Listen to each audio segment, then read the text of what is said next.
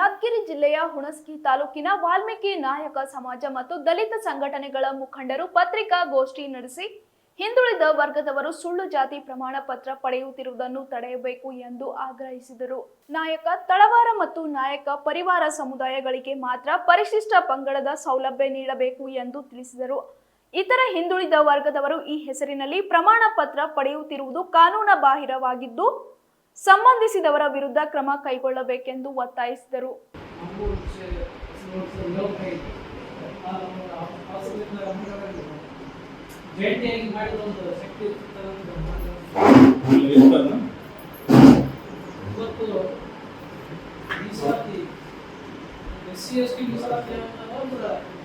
ಅದು ಎಲ್ಲರಿಗೂ ಒಂದು ಅಕ್ಷಯ ಪಾತ್ರ ಆದಂಗೆ ಆಯ್ತು.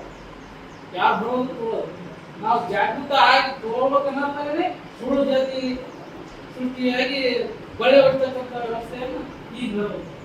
ನಾವು ಜಾಗೃತಿಯಾಗಿ ತಗೋಬೇಕನ್ನೋದಾದ್ರೆ ಈಗ ಅದೊಂದು ಒಕ್ಕರ್ಸೆ.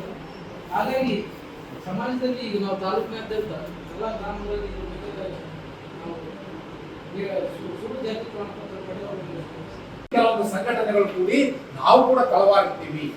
ಹಿಂದುಳಿದ ವರ್ಗದಲ್ಲಿ 88H ಅಂತ 88Kದಲ್ಲಿ 88Kದಲ್ಲಿ ಬರ್ತಕ್ಕಂಥ ನಾಯಕ ತಳವಾರ ನಾಯಕ ಪರಿವಾರ ಇದನ್ನು ಡಿಲೀಟ್ ಮಾಡಿ.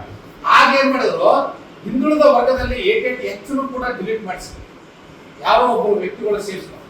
ಆಗ ತಳವಾರ ಅನ್ನತಕ್ಕಂಥದ್ದು ಅಲ್ಲಿ ಪರಿಶಿಷ್ಟ ಪಂಗಡ ತಳವಾರ ಪ್ರಮಾಣ ಪತ್ರ ಕೊಡ್ರಿ ಅಂತ ಯಾರನ್ನ ಅರ್ಜಿ ಹಾಕಿದ್ರ ಅದು ಪರಿಶಿಷ್ಟ ಪಂಗಡ ಅಂತ ನೇರವಾಗಿ ತೋರಿಸ್ತಾ ಇದೆ.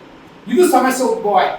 ಉದ್ಭವ ಆದಾಗ ಆಗ ಏನ್ ಮಾಡಿದ್ರು, ಅದನ್ನು ಆದೇಶವನ್ನು ಇಟ್ಕೊಂಡು ಹಿಂದುಳಿದ ವರ್ಗದ 88H ತೆಗೆದಿದ್ದೀವಿ ಅಂತ ಆದೇಶವನ್ನು ಇಟ್ಕೊಂಡು ಇಲ್ಲಿ ಹಿಂದುಳಿದ ವರ್ಗದ ಸಮಾವೇಶದಲ್ಲಿ ಬಸವರಾಜ ಬೊಮ್ಮಾಯಿ ಅವರು ಒಂದು ಸ್ವಲ್ಪ ಹೇಳಿಕೆಯಿಂದ ಅಲ್ಲಿ ಏನಾಯ್ತಪ್ಪ ಅಂದ್ರೆ ಸಮಾಜ ವಿಚಲಿತ ಆಯ್ತು.